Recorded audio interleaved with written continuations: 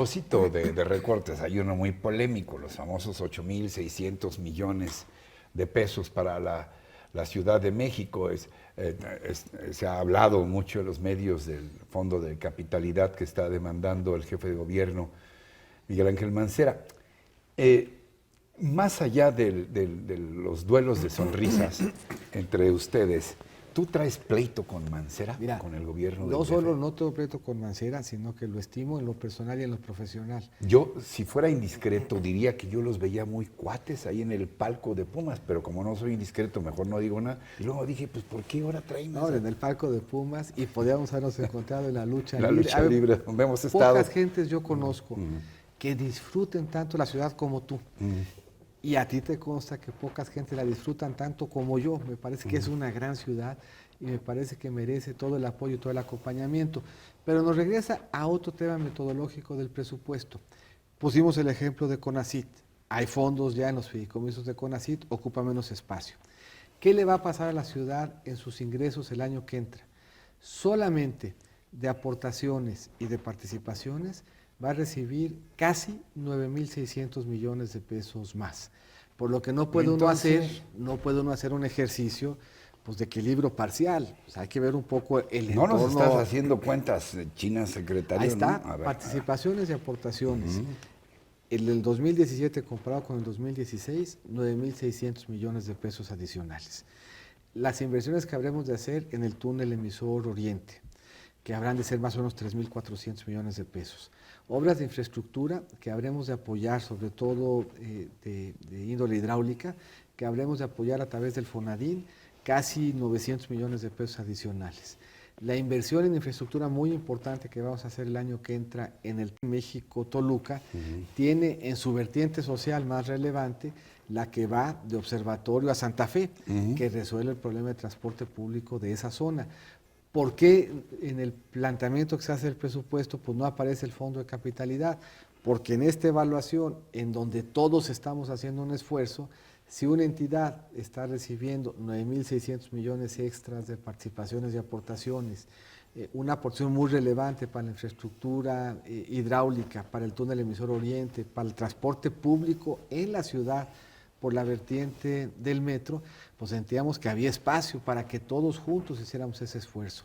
Hay la mejor disposición de platicarlo, pero sí vale la pena que lo hagamos sobre la base de reconocer que la relación presupuestal que ya puso el presidente sobre la mesa es una relación presupuestal, una relación financiera y una relación de ingresos en donde a la ciudad no le va a ir mal el año. Pero insisto, los números ahí están y acreditan que en el neto la ciudad está recibiendo desde el presupuesto una gran consideración y que habrán recursos importantes para el desarrollo de la misma. ¿Qué crees que sea más probable? ¿Que juntos entonen un Goya o que Mancera esté aquí en el balcón de tus oficinas, en el pleno Zócalo, nada más se va a cruzar y te esté pegando de gritos, encabezando una manifestación? La ventaja es que yo también lo tengo enfrente, entonces le puedo yo también cantar allá a su balcón. A ver, hay el mejor ánimo de platicar, hay el mejor ánimo de que todos mandemos varias señales.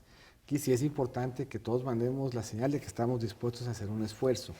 Aquí el esfuerzo no puede recaer solo y exclusivamente sobre la federación y sobre un nivel de gobierno. No podemos partir sobre la base de que todo sigue igual.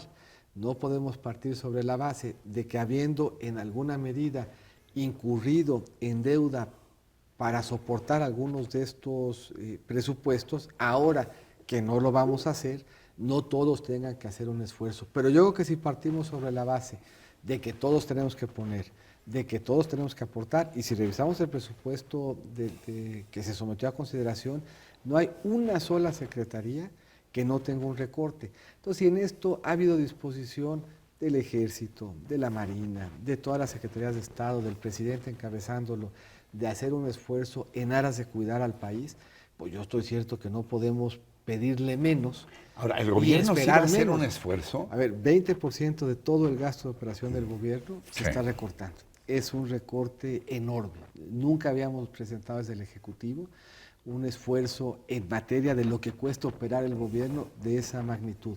Y si uno va revisando el presupuesto, porque de repente se pierden un poco en los grandes números, pero el presupuesto se integra, si lo va uno viendo por componentes, está el gasto de pensiones, que cada vez es más grande, las participaciones y aportaciones que le llegan a los estados, el costo financiero, la operación del IMSS, del ISSSTE, de CFE, de Petróleos Mexicanos. Si va uno quitando todo eso, el gobierno federal en su conjunto tiene un gasto en la vecindad de 960,000 millones de pesos. Sobre ese, el monto del recorte es de casi la cuarta parte. Esto es, el gobierno federal se va a achicar en casi la cuarta parte en todos sus programas, en todas sus vertientes, respecto a lo que tuvo en el 2016. Sí es un esfuerzo sin precedente, es un ajuste muy importante y es una señal muy relevante la que se manda desde el gobierno, que está dispuesto a poner su parte, y esperamos que en ese esfuerzo todos reconozcan, todos los que se ven en el espejo presupuestal, reconozcan, ya conociendo lo que el gobierno está haciendo, que a ellos también toca poner su parte para que al país le vaya bien. Porque aquí es bien importante señalarlo, si no hacíamos el recorte nosotros, si nosotros no mandamos la señal de que vamos a ser responsables, un día el ajuste y el recorte nos va a llegar de fuera. Ese no lo vamos a poder controlar nosotros y va a ser mucho más difícil y con mucho mayor impacto para la sociedad que si hoy todos con generosidad reconocemos que el momento implica que seamos solidarios con el país y estemos a la altura de lo que el país requiere. Secretario, finalmente, a reserva de algo más que quieras puntualizar, para resumirlo, en los 20 años recientes, con gobiernos de todo signo, hemos generado más pobreza. Tú planteabas, Ricardo, en tu respuesta un horizonte de tiempo que es interesante. 20 años sugerías en esta revisión histórica que hacíamos de las trayectorias de quienes han sido secretarios. Si uno revisa cómo se ha cambiado el país en estos 20 años, en varios indicadores, te pongo 3 y hago una reflexión adicional. 1 de cada 7 viviendas en 94, que es ayer para efectos de la historia del desarrollo económico del país, no tenían electricidad. 30% en el caso del estado de Chiapas, hoy es menos de 1 de cada 100. 40% no estaban conectadas a la red del drenaje. Si nos concentramos en el rubro de salud, 60% de la población no estaba afiliada a un programa de salud. Hoy esos rezagos se han abatido en todos los casos entre el 80 y el 90%. Eso quiere decir que cuando un niño hoy se enferma en México de leucemia, en 8 de cada 10 casos sobrevive, cuando hace apenas 10 años, en 8 de cada 10 casos moría. Es mucho lo que vale la pena cuidar de lo que hemos hecho, nos falta mucho. Sigue siendo cierto que hay una realidad lacerante de pobreza que nos vulnera, que nos lastima, que nos compromete. Pero ese compromiso que hacemos de seguir trabajando en avanzar, lo podemos hacer sobre la base de lo que en los últimos 20 años hemos cambiado el país, que ha sido mucho y para bien. No es tiempo de sentarse en mangas de camisa sin oropeles y que quienes toman las decisiones en este país le dieran una apretadita. Ya sé que es algo intocable, que es un altar al modelo económico, y dejar de ver a la pobreza con conmiseración y con un criterio incluso más economicista, diría yo, para generar mercado interno, para evitar que la pobreza nos cueste tanto a todos, porque pagamos miles de camas de hospital por enfermedades que si la gente tuviera una mejor nutrición no tendrían por qué seguir existiendo. En fin, ver la pobreza con otros ojos, Mira, entrarle al modelo económico. Yo te diría, porque luego eso también tiene así cierta cosa como de abstracción, como si el modelo económico... Me estás diciendo abstracto, pero lo admito, está bien. Y bueno, después de haber sido... Está bien, secretario. Ya me sacaste acá de ritmo. No, adelante, estoy jugando. Mira, en el tema de pobreza... No Necio duda, también me puedes decir, porque traigo mi cantaletas de hace rato. ninguna manera. En el tema de pobreza, no cabe duda primero que la mejor respuesta a la pobreza es el empleo. Por lo tanto, lo que tenemos que hacer es concentrar nuestros esfuerzos a que el empleo sea una solución permanente y estructural. ¿Qué estamos haciendo para corregir ese problema estructural? Si hay 20 millones de mexicanos adultos que no terminaron primaria y secundaria, es bien difícil que les pidamos que hagan un esfuerzo por sí mismos si no le estamos dando los elementos para que puedan incorporarse al mercado laboral formal. Si hay 16 millones de mexicanos que no tienen acceso a salud, pues ahí tenemos un pendiente para que puedan plenamente incorporarse. Si todavía hay 8 millones de mexicanos que tienen que salir a buscar leña para calentar su hogar o agua a un pozo o a un río, ahí tenemos un pendiente muy importante y una limitante clara, fuerte, dura, dramática para efectos de la inclusión. Por lo que darle a la población instrumentos para que aprenda a pescar y no darle pescado implica que resolvamos los rezagos que tenemos en educación, en salud, en seguridad social, en vivienda, en alimentación, y en eso habremos de estar. Generar riqueza a partir de la pobreza también, según Generar Amartya riqueza, Sen, de Soto y algunos sin estos duda. otros. A ver, ahí hay demanda, Piketty, todo ahí esto. hay anhelo de salir adelante, ahí hay un mercado que tenemos que atender y que tenemos que atender de manera distinta, pero ahí hay consumo, hay necesidades de entretenimiento, hay necesidades de telefonía, hay necesidades de televisión abierta, hay necesidades de alimentación, de esparcimiento, de todo lo que nosotros muchas veces damos por sentado y que tenemos que trabajar para que sea permanente, para que sea realidad permanente y vigente en la experiencia de consumo de todos los mexicanos. Pero ¿qué quiere decir hoy en el contexto? En el contexto, el modelo que se tiene que ir ajustando periódicamente, hoy nos lleva a hacer un planteamiento que no es inercial. Puede uno llamarle modelo económico o no, pero a lo que hoy nos lleva la circunstancia que tenemos es que no podemos recurrir al expediente, la deuda, y por lo tanto tenemos que poner orden en nuestro proceso de gasto y que al tiempo de hacerlo tenemos que escoger, priorizar el gasto que ayuda a lo que aquí acabamos de decir.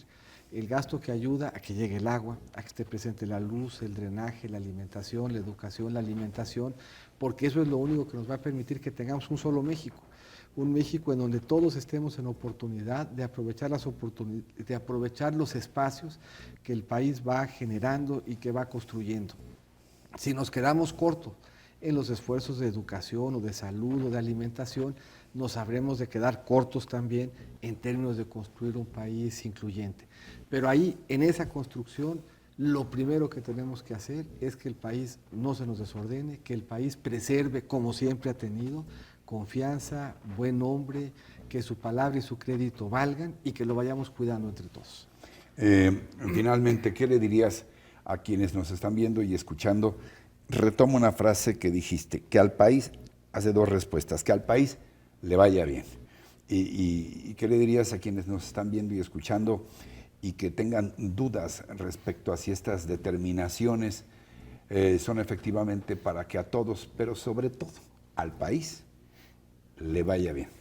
Primero, que no tengan duda de que estamos haciendo ese esfuerzo de manera permanente, que el paquete que mandamos es un paquete responsable, es un paquete donde el esfuerzo carga a costa del gobierno y es un paquete que en la responsabilidad, en la estabilidad, en la cercanía, en la eficiencia, van a encontrar las respuestas que ocupan, el apoyo que necesitan para que junto con su esfuerzo vayamos saliendo adelante. Eso es nuestro compromiso y en eso habremos de trabajar de tiempo completo. Secretario Meade, gracias por esta conversación. Gracias por el espacio y nos vemos en el fútbol, en la lucha libre y disfrutando esta ciudad. Me parece muy bien. Muchísimas gracias. José Antonio Meade, secretario de Hacienda y Crédito Público, gracias también a ustedes por su atención, por su compañía, pero sobre todo lo que más aprecio, su confianza. Bueno, yo creo que también los políticos aprecian mucho la confianza. Sin duda. Y habremos de trabajar en mantenerla y en preservarla.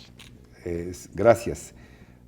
Pues ya no lo puedo decir mejor, ya lo dijo el secretario. Está bien, gracias. Hasta la próxima en otro Reporte 13. Hasta entonces, hasta siempre.